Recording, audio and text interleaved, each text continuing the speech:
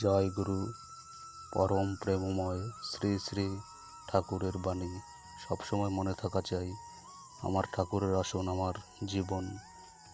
যদি কেউ আমাকে ভালো না বাসে, আপনজন বলে মনে না করে, আমার চরিত্র দেখে আমাকে শ্রদ্ধা করতে না পারে, আমার ঠাকুরকে সে পাবে না।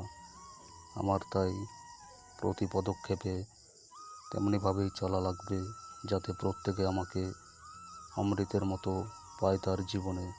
আমাকে যদি কেউ অপমান করে, অশ্রদ্ধা করে, তার মানে সে সেই ভাবের খোরাক পাচ্ছে আমার চরিত্রে।